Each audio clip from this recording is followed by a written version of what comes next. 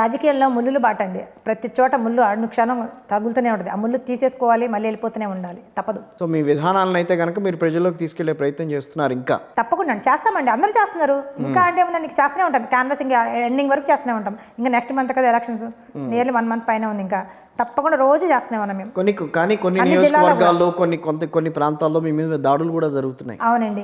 ఒక విషయం చెప్పాలి కిషోర్ గారు, చాలా బాధగా ఉంది నాకు చెప్పడానికి, నేను బాధపడుతున్నాను. మునిలక్ష్మి గారని మా తిరుపతిలో మా క్యాండిడేట్, ఆవిడ ఎమ్మెల్యే కూడా సెలెక్ట్ చేశారు మా అధ్యక్షులు వారు.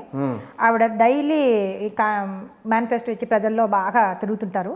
ఆవిడ నైటు ఒక ఆశ్రమంలో ఆవిడ ట్యూషన్ చెప్పొస్తుందండి. కొంతమంది చిన్న పూర్ పీపుల్స్ వాళ్ళు చెప్పి ట్యూషన్ చెప్పి డైలీ లాగానే వస్తున్నారు. వాళ్ళ అమ్మాయి ఆవిడ బండి మీద రాత్రి 7:10 జరిగిందండి బ్యాడ్. అది ఏంటంటే ఎవరో గుర్తు తెలియని వ్యక్తులు, అక్కడంతా చాలా చీకటిగా ఉందంటే వీధి లైట్లు కూడా ఇవ్వండి. నేను మార్నింగ్ కాల్ కూడా చేసి మాట్లాడాను, ఆవిడని ఓదార్చాను. చేస్తే లేదండి లైట్లు కూడా తీసేశారు, లైట్లు అయితే లేవు మేడం అన్నారు ఆవిడ. కరెక్ట్గా 7:10 జరిగిందండి ఇది. జరిగింది. కత్తి పెట్టి వెనక బ్లౌజ్ మొత్తం ఇట్లా కట్ చేశారండి. ఇద్దరు వచ్చారంటండి, జెంట్స్ అబ్బాయిలు బండి మీద. వీళ్ళమ్మ ఈవిడ బండి మీద వెళ్తుంటే ఆవిడ వెనక కూర్చుంది, పాప డ్రైవ్ చేస్తుందంట. జాకెట్ మొత్తం ఇట్లా కట్ చేసేసారండి. కట్ చేస్తే ఆవిడకి కత్తి కూడా లోపల దిగి మొత్తం బ్లడ్ లాగా వచ్చి కట్ అయిపోయిందండి. ఆవిడ పట్టం బండి మీద లాగేశారు కదండి, తలకి అంతా కూడా దెబ్బలింది. వెంటనే ఆమె వెళ్ళి పోలీస్ కంప్లైంట్ ఇవ్వడం జరిగింది. అంతా తీసుకున్నారు. మార్నింగ్ అంతా ఇంట్రాగేషన్ జరుగుతుంది. మళ్ళీ ఇప్పుడు ఫీడ్బ్యాక్ తీసుకోవాలి. ఇంకోటి ఏంటంటే ఈవిడ జరిగాక పోలీసులు చుట్టుపక్కల వాళ్ళంతా వచ్చారు. అప్పుడు ఈవిడికి ఎక్కడైతే జరిగిందో అక్కడ లైట్ వెలుగుతుందంట. అంతకుముందు లైట్ లేదంట. లైట్ వెలుగుతుందంటే చుట్టుపక్కల ఇల్లులు కూడా అక్కడ లైట్లు కనిపించినాయి. అంతకుముందు లైట్ లేవంట. అంటే వీళ్ళు ప్రీఫైనల్గా మొత్తం లైట్లన్నీ ఆఫ్ చేసి కరెంట్ ఆఫ్ చేసేసుకుని ఆ ఏరియా మొత్తానికి చేశారు. అపోజిషన్ పార్టీస్ అండి, ఏ పార్టీ నేను చెప్పలేను, అది ఇంట్రాగేషన్ పోలీసులు. అన్ని పార్టీలు అండి, 5 పార్టీలు అనుకోండి. పని బీజేపీ, కాంగ్రెస్ అంతే మరి. అంటే పొజిషన్ ఉంది. నేను అందరినీ అంటగట్టట్లేదు. ఇప్పుడు వైసీపీని 100% చెప్పట్లేదు అండి, టీడీపీని 100% చెప్ప. నేను ఎలా చెప్పగలుస్తాను? నేను హైదరాబాద్లో ఉన్నాను. వాళ్ళు ఇంట్రాగేషన్ చేస్తారు, ఎవరు చేశారు ఏంటి అంటారు. ఏమైనా అసలు గుర్తు ఇప్పుడు బండి నెంబర్ చూద్దామన్నా చీకట్లో తెలియదు. బండి నెంబర్ తెలిసినా మనకు అడ్రస్ ఎవరో ఏంటంటే మనం ట్రేస్ వచ్చేసేయచ్చు. అది కూడా తెలియదు, చీకట్లో జరిగింది. అది మరి పోలీసులే కనుక్కోవాలి. అది ఎలా కనుక్కుంటారో వాళ్ళకే తెలియాలి. చాలా బాధ వేస్తుందండి నాకు ఇలాంటి జరగటం. అందులో ఇప్పుడు ఉమెన్ డే కూడా వస్తుంది రేపు March 8న. ఉమెన్స్కి అసలు, లేడీస్కి అసలు సేఫ్టీ అనేది లేదండి ఆంధ్రప్రదేశ్లో లేదు. మరి అక్కడ ఆవిడ అంటే ఆవిడ పేరేంటి, రెడ్డి ఆమె పేరేంటి, వైసీపీ పార్టీ మహిళా అధ్యక్షురాలు వాసి పద్మారెడ్డి గారు. ఆవిడ పద్మ గారు ఏం చేస్తున్నారో నాకు అర్థం కాదు. మేము చాలా లేడీస్కి అది చేస్తున్నాం ఇది చేస్తున్నాం అని చెప్తారు. అసలు ఎందుకని అరికట్టలేకపోతున్నారు? జరిగినప్పుడు వాళ్ళు ఒకటి కాదండి, మా పార్టీ అని కాదు, అక్కడ ఏ ఆడపిల్లనో నేను ఇలాగే మాట్లాడతాను. నేను చాలా డిబేట్స్ ఆడపిల్లల గురించి మాట్లాడానండి, మీకు తెలియదు, ఏపీ తెలంగాణలో చాలా మాట్లాడాను. నేను ఎవరికి భయపడను కూడా. కానీ చిన్న ఆడపిల్ల దగ్గర నుంచి కానివ్వండి, పెద్దవాళ్ళ దాకా అమ్మమ్మ ఏజీ వరకు కూడా సేఫ్టీ అనేది లేదండి. రెండు ముఖ్యంగా తెలుగు రాష్ట్రాల్లో. ఎందుకు ఒకసారి జరిగినప్పుడు రెండోసారి రిపీట్ కాకుండా ఎందుకు యాక్షన్ తీసుకోలేకపోతున్నారు? వాళ్ళ మీద ఎందుకు కఠినంగా శిక్షలు వేయట్లేదు? వాళ్ళ మీద ఎందుకు కఠినంగా కేసులు ఫైల్ చేయట్లేదు? దిశ యాప్ ఎక్కడ పనిచేస్తుంది? దిశ యాప్ కనుక పనిచేసి ఎందుకు భయం లేకుండా ఎందుకు ఇలా బరి తెగిస్తారు? వాళ్ళు బరి తెగిచ్చే కదా రౌడీలాగా తయారవుతున్నారు. అలాంటి వాళ్ళు కఠినంగా శిక్షలు వేయాలంటే కఠినంగా కేసులు పెట్టి, సెక్షన్స్ పెట్టి వెంటనే అరెస్ట్ చేయాలి.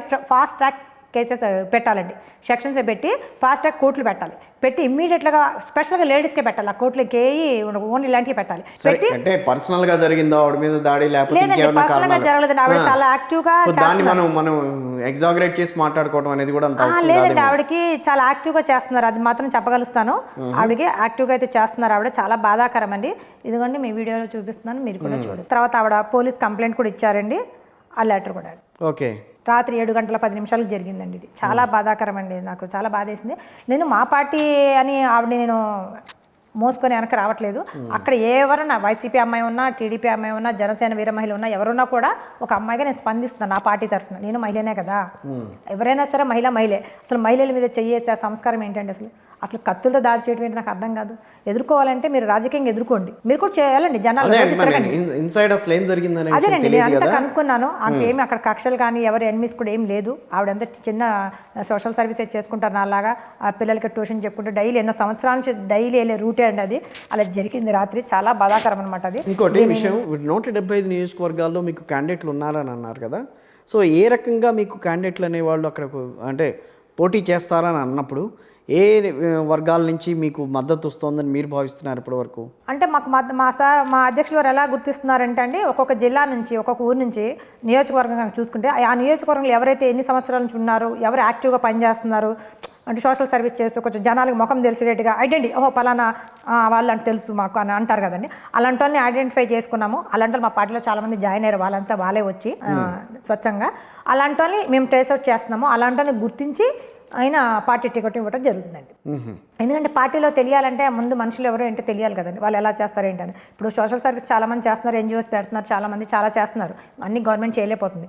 అలాంటి వాళ్ళని మనం ఈజీగా గుర్తుపెట్టి ఇస్తే ఈజీగా వెళ్తుంది, మనకి ఓటింగ్ కూడా మనకి శాతం పెరగటానికి బాగుంటుంది. కాబట్టి అలాంటి వాళ్ళు మేము ట్రేసెస్ చేస్తాము, మేము అలాంటి వాళ్ళకి టికెట్ ఇస్తాము. అంటే నోటా కంటే ఎక్కువ ఓట్లు వస్తాయని మీరు భావిస్తున్నారా? సీట్లు అనేది ఇప్పుడు నేను చెప్పాలి, ఓట్ల బాగానే వస్తాయండి, మాకైతే ఆ నమ్మకం ఉంది అండి. అంటే మీకు బాధ కలిగించవచ్చు నేను అనేది, ఏం పర్వాలేదు. కానీ కొత్తగా వచ్చిన పార్టీ చాలా ఓవర్ కాన్ఫిడెన్స్ గా వెళ్తుందేమో అని అనిపిస్తుంది. ఓవర్ కాన్ఫిడెన్స్ కాదండి, మాది కాన్ఫిడెన్స్ అండి. ఓవర్ కాన్ఫిడెన్స్ అయితే లేదు, కాన్ఫిడెన్స్ గానే ఉన్నాము. ఎందుకంటే మా మేనిఫెస్టో మీద మాకు నమ్మకం ఉంది, మా అధ్యక్షుల వారు గారు పెట్టిన పార్టీ మీద మాకు నమ్మకం ఉంది. ఎందుకంటే మా అధ్యక్షుల వారు ఎలాంటి మేనిఫెస్టోలను చూసి జనం ఓటేస్తున్నారా? అంటే ఇప్పుడు చాలా బాగుంది కదండి, మాది అంత ప్రజలకు సంబంధించినయే కదా, అంతా మాకు స్వార్థంగా ఏం లేదు. 2014లో మేనిఫెస్టో పెట్టారు. మేమైతే ఉచితాలకు ఇవ్వమండి, ఉచితాలకు మీద దూరంగా ఉంటాం. 2014లో రాష్ట్రం విడిపోయిన తర్వాత మేనిఫెస్టో చూపించి అధికారంలోకి వచ్చారు. ఆ అధికారంలోకి వచ్చిన తర్వాత చంద్రబాబు నాయుడు గారు ఆ మేనిఫెస్టో ఏమైందనేది అసలు ఎక్కడ కనిపించదు. సో 2019 వైఎస్ఆర్ కాంగ్రెస్ పార్టీ వచ్చింది, 99.9% మేము మేనిఫెస్టో చేసామని చెప్పారు. ఓకే, మీరు చేయలేదని ఎట్లా చెప్తారు? 99.9% వాళ్ళు అయితే నాకు నేను మీడియాలో వచ్చి చేశారని చూపిస్తాను, ఇమ్మనండి అయితే కాపీ. మాకు కూడా మేము అపోజిషన్ పార్టీ కదా, మీరు తీసుకోపోయారు. అడుగుతామండి, నాకేం భయం లేదు. ఓకే, అడుగుతాను. నేను ఎవరికి చంద్రబాబు గారు కానీ జగన్ గారికి ఎవరికి భయపడను. ఇక్కడ కేసీఆర్ కూడా ఎవరికి భయపడ బాగా ఇచ్చాను కౌంటర్స్. అన్ఫిట్ సీఎం మీరు రిజైన్ చేయండి అన్న, మొత్తానికి ప్రజలు రిజైన్ చేయించేశారు ఆయన్ని.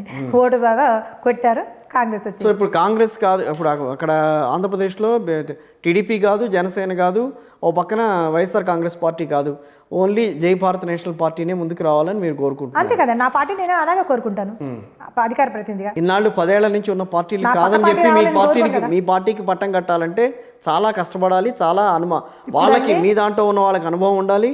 నెక్స్ట్ ఏమో ఓటర్ కూడా ఒక అవగాహన ఉండాలి పార్టీ మీద. ఉంది కాబట్టి మంచి మాకు పాజిటివ్ వస్తుంది, మాట అదంతా మాకు తెలుస్తుంది. తర్వాత మాకు అత్యాశ లేదండి, మేము సేమ్ అయిపోయింది. నేను ఇందాక ఒకరిని అడిగాను, ఏ వర్గాల మీద ఎక్కువగా ప్రాధాన్యత ఉంది మీ పార్టీలో అని చెప్పి. వర్గాలు మేము అట్లా చూడమండి, అందరిని సమానంగానే చూస్తాం. కులాలకు మాకు సంబంధం లేదు, కులానికి ప్రాధాన్యత లేదా మీ పార్టీలో? వర్గాలు కులాలు అలాంటిది ఏం లేదని అందరిని సమానంగా చూస్తాము, అందరికి న్యాయం చేస్తాము. ఆ రకంగానే ముందుకెళ్తాం. మేము ఒక కులానికి మేము ఎంకరేజ్ చేసి ఇంకొక కులాన్ని డిస్కరేజ్ చేసి కింద అట్లా చేసేది లేదండి మాకు. అట్లా మేము అలా చెయ్యం కూడా.